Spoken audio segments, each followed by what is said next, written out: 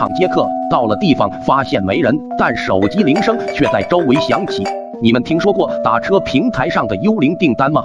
没有头像 ，ID 是一串乱码，上车地点基本都在荒郊野岭和坟场附近。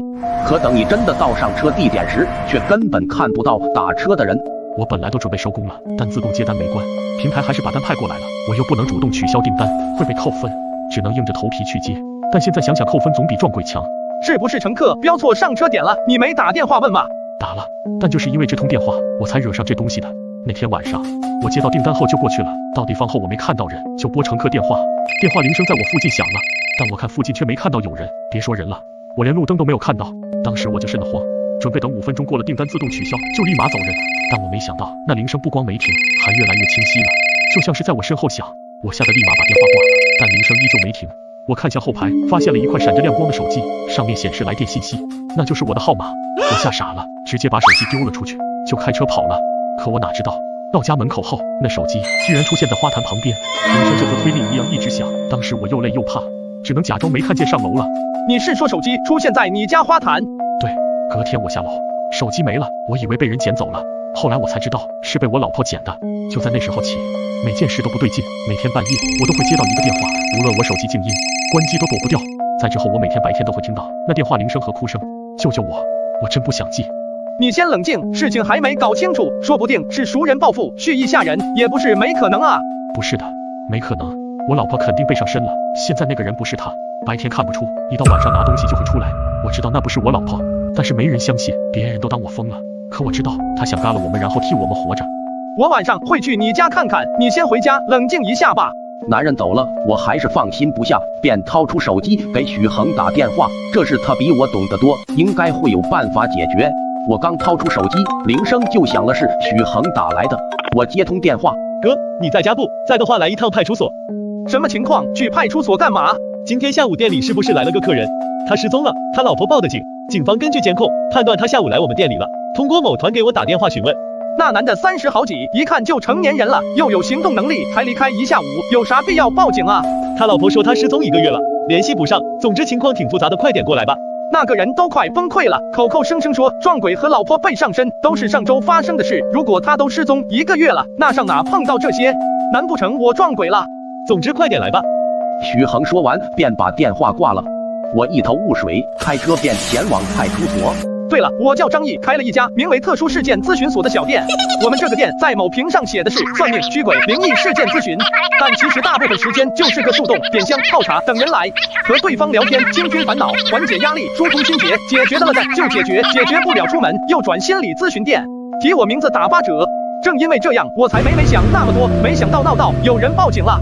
来到派出所，我看到了我师兄许恒。女人家里放了10几面镜子，这就是我刚才说的我哥，下午他在店里。你跟报案人的丈夫接触过，他当时有没有透露他要去哪里？这个倒没有，不过应该是回家了吧。他说家里有危险，和我约好晚上过去，让我帮忙。我把下午的事情简单描述了一下，但涉及撞鬼的，我还有点纠结，能不能直说？警察还没追问，已经有人开口了。他没回家。这位就是报案人，失踪的就是她老公。我打了声招呼，接下来就是给警方做笔录。根据失踪者的状态以及我的说法，警方表示会增派人手继续寻人。小张哥，我知道你不想多管闲事，但那女的不对劲，我想去那人家看看。你怎么看出来的？她脖子上那个白珠子挂的是富贵骨。我愣了下，富贵骨、先辈魂、哭白骨、保富贵，这是坊间传闻，说的是家里寿终正寝嘎去的老人身上都带着通天富贵，是福气的象征。只要在火化期间捡出一小节骨头碎片，打磨圆润之后，就成了富贵骨，埋在祭祖的香碗里，能保子孙富贵，带在身上能驱鬼辟邪。但毕竟是人的骨头，所以一般都只会放香碗里，不会带身上。他带身上的话只有2种可能，要么是别人给的，他根本不知道，要么他遇到大麻烦了，严重到哪怕载个阴也带着。在目前情况下，我觉得更倾向于后者。来了，小张哥。女人刚从派出所出来，我俩抓紧跟过去。你们还有什么事吗？挺冷的，我俩正好有车，要不送您一趟？这啥搭讪技术，怪不得单身。好，车在哪里？不是，这也行，您跟我来，车在这边。您怎么称呼呀？我叫您姐可以不？姓孙。孙姐，您给的地址还蛮远的，怎么跑到这边来报案了？按理说应该就近找呀。听警察说，您丈夫失踪之前一直闹着见鬼，您知不知道？没有。许恒话没说完就给打断了。这聊天技术也是没谁了。我家里很好，没有任何问题。我不知道他怎么想的，为什么要胡说八道，撒这种谎？女人一直都很冷静，直到许恒提出闹鬼，她第一次表露出情绪。到墓地后，这是一个很旧的小区，我刹车减速。警方说你丈夫已经失联1个月了，或许有生命危险。你表现的那么冷静，我都以为是你们吵架赌气了。不冷静能怎么办？家里要收拾，老人要吃饭，我凌晨5点就起来卖早点，然后回家照顾老人。他对这个家不管不顾跑了，我能怎么办？嘎了他吗？说完就拉车门离开，许恒抓紧下车拦住。孙姐，我们能不能去您家看看，看能不能发现什么线索？毕竟人丢了走得着，我们遇见了多少也能帮点忙。女人点了点头，我抓紧跟着她上了楼。刚进门，我就闻到了一股浓浓的中药味。客厅就一个沙发，连电视都没有，正对着门口的阳台，也是厨房。左边的那屋子关着门，时不时传来老人沙哑的咳嗽声。另一个屋子应该是主卧，放着2张床，应该是有个孩子。一切都正常，除了……小张哥，你不觉得这屋子镜子太多了吗？本该放电视的地方放了一块大镜子，卧室的衣柜、写字桌、厕所、厨房，到处都是镜面装饰。不管在房间哪个角落移动，都能在镜子里看到。孙姐，能不能问一下，你家这些镜子什么时候装上去的？不知道，房是为了方便孩子上学租的，镜子一直都在。家里那么多镜子，住着不难受吗？又不是我的房子，难受又能怎么办呢？您应该搬过来没多久吧？之前在哪住呀？这跟你有什么关系？你们说帮忙找人看了半天，应该看够了吧？他的态度转变让我和许恒还没反应过来就被赶了出来。从楼里出来，我和许恒上了车，怕给女人看见我们佯装离开，绕了一圈又回来。那女人印堂发黑，神魂不稳，是被恶鬼缠身的症状。这情况下她身上她住的地方一点鬼气都没有，这根本不可能，所以肯定是她之前住的地方有问题。你怎么看出来她是刚搬来的呀？其一，主卧2张床，但双人床上只有1套被褥和枕头。丈夫失踪1个月了，1个月前她依然回家住，那么应该有2个枕头才是。其二，魏城上周开始降温，周3那场雨后还挺暖和，晚上睡觉根本用不着棉被，而他床上放着的正是棉被。除非他是降温之后搬来的，为了少拿东西才只带了棉被，不然应该还是薄被。其三，他说是为了小孩上学才搬的家，这附近就一所私立小学，他那经济条件应该上不起，所以他肯定有说谎，隐瞒了什么。我们抬头看到女人从楼道里出来，提着黑色塑料袋，鬼鬼祟祟地往小区深处跑。我和许恒立马下车跟了过去，我和许恒蹲在后面，那女人好像在烧东西，火光慢慢弱下，我跟许恒立马上前。果然是这个。我和许恒把东西捡起，来到女人家门口。来了，你们怎么又来了？孙姐，我们想再跟您聊聊，能不能？不能，我跟你们没什么好聊的，赶快走。他刚要关门，许恒立马拦住。你们到底要干嘛？我都说了，我老公是自己走的，我不知道他去哪，你们再这样，我报警了。看来你铁了心要害死他。你胡说八道什么？不然你要怎么解释你刚烧掉的东西？许恒示意我把刚才的灰烬拿出，女人脸色骤变。我不知道你们在说什么，我劝你们快点滚。要你烧东西的跟给你项链的是同一个人吧？你怎么知道？随后意识到说漏嘴，沉默许久，女人还是开门让我们进来。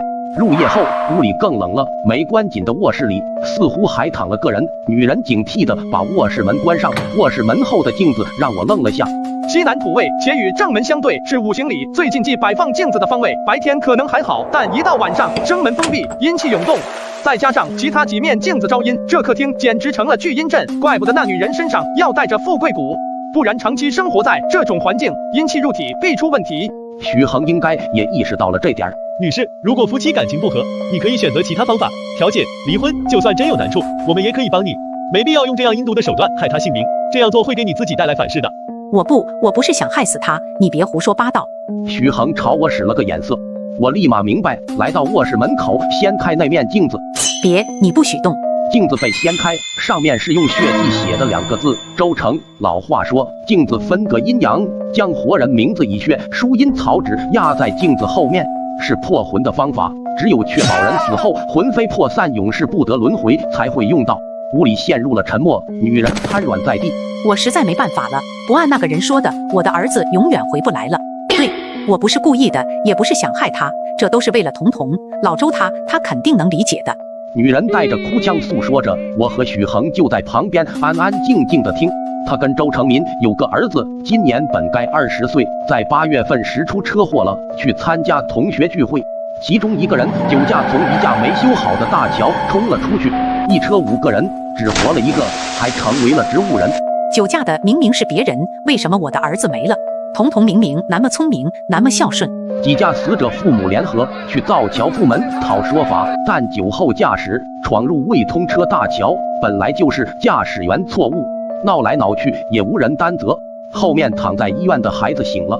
那天晚上他来敲门，虽然是别人的脸，但一张嘴那就是童童的声音。童童告诉我，他们几个出事，是被人算计着祭桥了。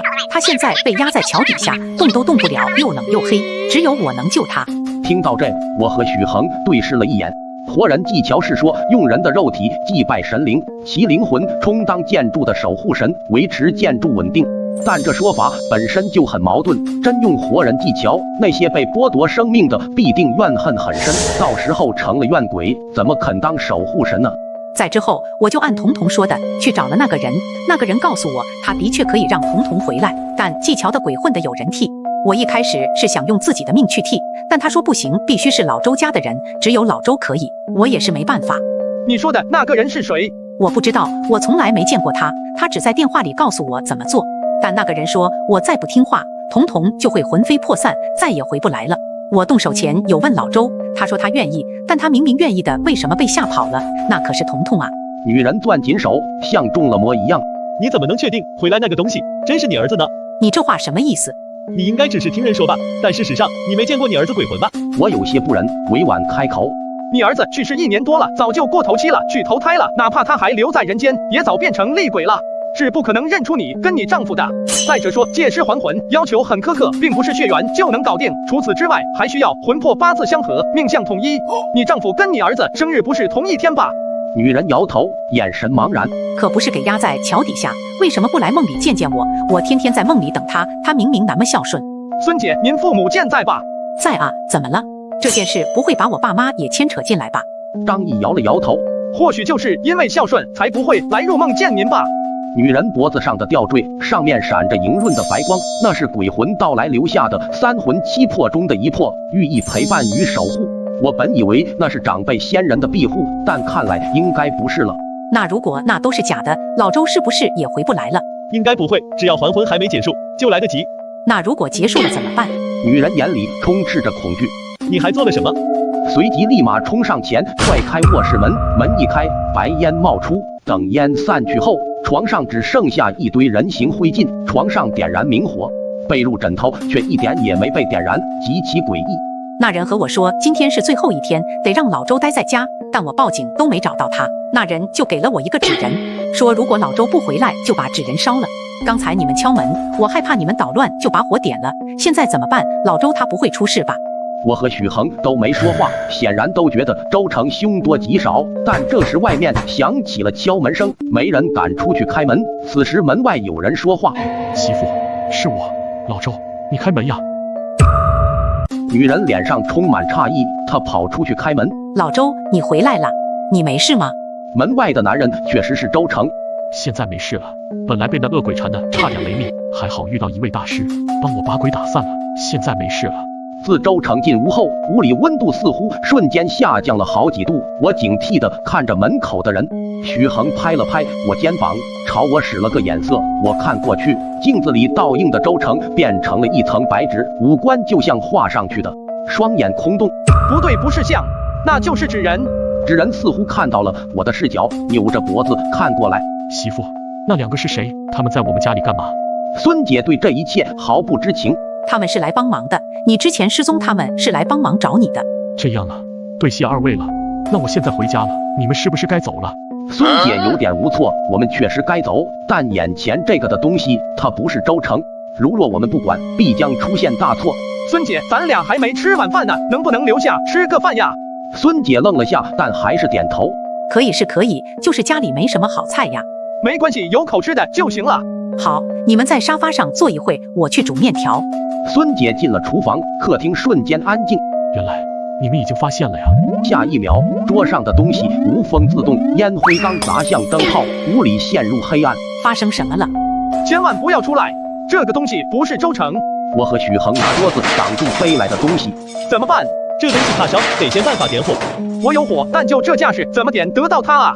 我咬咬牙，脱下外套，帮我争取时间。那纸人也知道我要点火对付他，阴风阵阵，火根本就点不起来，就灭了。我脾气直接上来了，抄起地上的扫把，砸你不是喜欢砸吗？老子跟你拼了，看谁砸得过谁！别靠近他，那玩意古怪的很，指不定有啥阴招。我一扫把下去，纸人脑袋直接变形，接连砸了好几下，那玩意彻底没了反应。啥阴招？你要这样玩，那应该没啥阴招了。这叫啥话？孙姐听到没动静了，便走了出来。小伙子，这到底是什么东西？我家老周去哪了？孙姐，很抱歉把你家整成这样，如你所见，地上这个不是你丈夫周成，至于你丈夫还有没有救，我们会尽力去试试的。我掏出火机，一把火点了纸人，纸人被烧的只剩一块焦黑的木头，没多久渗出红色液体。这是用人心头血浸泡的累积木，用在纸人渣上，可以起到开灵智的作用。开灵智后的纸人配合障眼法，言谈举止足以以假乱真。真的太谢谢你们了，老周就拜托你们了。这里就不要住了，抓紧回去吧。我和许恒走了。我以前跟着师傅看到这种纸人，都是找机会用符纸引燃焚烧的。我也是第一次看到这样处理纸人的方法。躲避途中还要点火，那不是很麻烦吗？不然你以为驱鬼很简单吗？切，你们科班出身，思维还是太固化了。时代在发展，科学在进步，你们修道的不也得与时俱进，思维灵活点吗？不然落后就要挨打。许恒翻了个白眼，便不理我了。我看着那块木头，或许只有找到真正的周成，这一切问题才会有答案。好在靠雷击木上的心头血，许恒可以找到周成的位置所在。天慢慢亮起来，我和许恒来到目的地，是一家破旧的火葬场。周成不会已经被……应该不会，虽然他生机薄弱，但未消散，人应该活着。那就好。我和许恒下车，直奔火葬场大门，刚靠近就被保安拦下。你们两个干什么的？张毅递上一根烟。大哥，我们来找人的。找谁？邻居家的弟弟叫孙斌，昨天他在这上夜班，他爷爷进医院了，但是他电话怎么都没人接，这才拜托我们来通知一声。孙斌，我怎么不记得昨天夜班有这个人？你打个电话叫他出来接人。张毅随便打了个电话，响半天也没人接，又没接，都不知道这小子在干嘛。您要实在不方便让我们进去，那就算了吧，反正我们也是受人所托，辛苦您通知一声，就说他爷爷检查结果不太好，可能也就今天了。说完便转身走了，就是这最后一面，也不知道能不能见到了。没走几步，保安大哥便追了过来。喂，你俩等等，过来登个记吧，登完就进去吧。你俩进去后别乱逛啊，找到人就出来。知道了。我们一路摸索来到了一处木门前。咋了？不是这吗？是这，但是啥？磨磨唧唧的。我抬头一看，门上贴了个牌子，上面写着停尸房。怎么跑到这来了？停尸房就停尸房吧，火葬场都来了，还能避开这里吗？咱走了。我等了好几秒，许恒还是站在原地。师兄，你不会是害怕了吧？不是害怕，我就是觉得不太好，毕竟死者为大，咱们就这样闯进去不好吧？你连鬼都不怕，你怕这个？我真不是害怕，就是觉得这样闯进来太冲动了，咱们还是从长计议吧。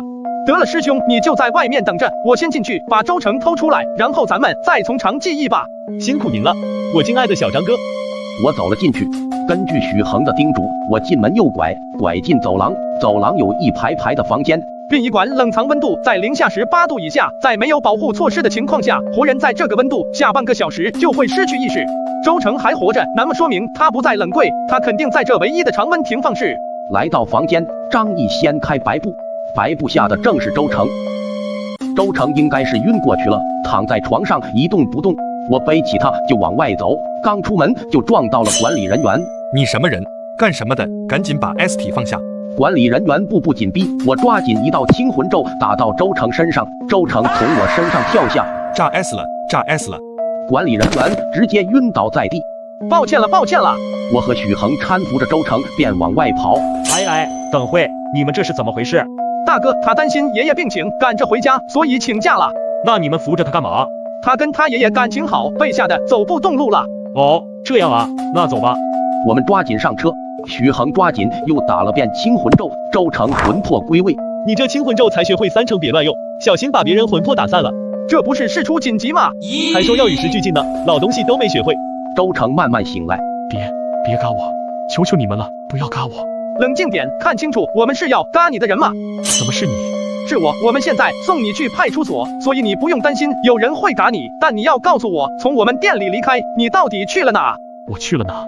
周成陷入一阵回忆。因为老是听到电话铃声，我不敢回家，所以从你店里出来，我就回小旅馆了。拿了你给我的符后，我第一次闭上眼，没听到电话声，我很高兴。于是我把符贴身放着，想睡一会儿。没想到我睡着后，我竟然看见自己回家了。回家？什么时候？我也记不清，而且也不是我自己想回，我想停下，但身体不听使唤，我一直不停往家里走，然后到家楼下就停住了，冲出来一批人把我绑了，一棒子砸过来，我是什么都不记得了。那你怎么到火葬场的？也不记得了吗？火葬场？对了，那些人说过，他们要烧了我。周成十分痛苦。那大概是他失魂的状态下，被引到家楼下，然后被绑走了。至于他老婆烧的那个纸人，应该是用来控魂的献祭。我被绑到一个快板子上，有人在我身上画东西，我很害怕，大叫。当时有人说要把我打晕，可被人拦下来了。那人说我得醒着，尊神才好入体，然后他们把我嘴堵了。他们是想引鬼上身吧？许恒点了点头。应该没错，他们嘴上说什么尊神，但这些步骤就是引鬼上身、活人换魂的禁术。不对啊，那你怎么逃脱换魂的，还到了火葬场？说到这个，还得多谢谢你，大师。借我？对，要不是你给我的那张符咒，我应该早没了。那时我一直挣扎，但都无济于事，我都以为自己必嘎无疑了。那些人拿着香，然后下跪，突然屋里起了一阵大风，我都闭上眼了，但什么都没发生。怎么回事？为什么没成功？不应该啊，不应该是这样啊。没成，又浪费一个，算了，也拖过去烧了吧。我当时人还是懵的，不知道咋回事，后来才想起那个贴身放着的符，再伸手去摸，那符已经化成灰了。大师，你不是说那符可以辟邪吗？他肯定替我挡了灾。你不是给扒光衣服了吗？符咒怎么还在？我实在太害怕了，想着符放得越近越好，所以放内裤里了。张毅和许恒一脸嫌弃，不过得亏是这样，周成才能捡回一条命。我把前因后果串联。有人要在周成身上换魂，甚至长期策划把他老婆也拖了进来，但没想到差临门一脚，还是失败了。那些人不知道是符咒的原因，只是猜测体质问题，便舍弃了他，在之后把人丢到了火葬场，准备毁 S 灭迹。至于找到他家的那个纸人，可能我和许恒那天不在，周成的家人可能会嘎于一场意外火灾，到那时候就没人会探究周成的失踪了。布局的挺精妙的。到了警局，我们和警方诉说经过，警方反应迅速，立马通过监控锁定嫌疑人就在郊区的一处荒废工厂。就在警方出警准备抓捕时，那些人直接开车飞下山崖，一车7个人无一幸免。我和许恒得知后都觉得不对劲。你觉得那些人真的死了吗？周成去认过 S 体，也确实是那些人，但就是觉得奇怪，警方案子查得顺利，结得仓促，简直像有人安排好了一样。我本来还不敢确定，但现在看来，恐怕是不得不信了。小张哥，我等会得去一个地方。去哪？我和你一起。会有危险。我知道。我们开车到了目的地，是靠近郊区的一条老街。你要找的人就住这。没错。我点头。自警方结案信息放出来后，许恒一直在画符，而且每一张都是保命符。在之后，他就带我来这了。突然有人跑过来撞到我，我操，什么玩意？老板，行行好吧，给点吃的吧。我掏出钱包，你别！小孩直接飞扑过来抢走了我的钱包。我刚想追，许恒拦住了我。小张哥，别去！我的钱包啊！那小孩不是一个人，巷子太深，再往里走咱就出不去了。张毅心里一惊，确实这地方导航都没有，那小孩恐怕是别人放出的饵。走吧，别管了。我俩到了一家商铺门前，招牌上写着生徒。我们走进去，屋里摆满了棺材，中间有个人趴在棺材上，用刻刀描花纹。买什么？棺材还是寿衣？找人。是你，道门中人擅闯其他人底盘，可会坏规矩的。这样说，那也是你们先坏了规矩。当初弥生堂是在众人见证下发过毒誓的，永久发封禁本门术法，一旦破戒，听凭处罚。你什么意思？许恒朝我使了个眼色，我把雷击木拿出。弥生堂的纸扎以竹为骨，以纸为皮，以木为心。你是弥生堂现任堂主，应该能认出来这削木成心的手艺吧？哪来的？这的确是弥生堂的手艺，但不可能啊！店长伸手要拿，被许恒拦住。这是不可能的，小许，弥生堂立誓那天你也在场，咒里滴的是我的血，一旦有人破戒，我得拿命来抵。是的，但你还活着。是啊，这就是个问题。整个弥生堂，只要有一人破戒，我都会嘎，除非我师父嘎而复生，他又回来了。下一秒，门外响起了一阵凄烈的惨叫：“救命啊！来人救火啊！”怎么回事？外面着火了！门外没有火光，只有躺在地上的小孩一直惨叫：“救救我！好烫，好烫啊！”他身上明明一点着火痕迹没有，身上也没有怨气，不是恶鬼缠身。我拿出符咒，尝试帮他灭火。不好！许恒转身跑进棺材店，屋里空荡荡，早就没人了。还是让他跑了。屋外男孩还在嚎叫。许恒走到棺材前，拿出一个燃着的纸扎人，扑灭了火焰。门外哭喊声也停了下来。我走进来，这是同体咒，弥生堂上下，扎纸记忆出生入化，只要佐以术法，可为主旨赋予血肉。若用人的精血点情，做出的活扎与活人无异，甚至能跟命主同生共死。那你刚才说他们立誓封禁了本门术法，那是什么时候的事？原因是什么？那是10多年前的事了，具体原因我也不知道，只知道弥生堂堂主和睦在所有人的见证下立下了血誓，说一声不再碰纸扎。许恒盯着纸扎，一脸担忧。我知道他担忧什么，我曾学过。血誓是所有约束契约里最公正的，立血誓未遵守必定当场暴毙。但那人为了逃走，明显破戒了。到底是什么人，连血誓都能破？许恒看向我，先回家吧，这已经超出我俩能解决的范畴了，我们得想办法联络师傅了。返程路上，我俩都很沉默。一声手机铃声打破平静，是师傅的电话，快接电话。我们把这几件事情都和师傅讲述了。师傅听完叹了口气，我知道了，这件事你们别往下查了，保证自己的安全最重要。为什么啊，师傅？许恒也着急了。可是师傅，那些人明摆着没嘎，之后肯定还会继续。这些我都知道，你们还记不记得我之前跟你们说过的那场浩劫？记得。劫难已经开始了。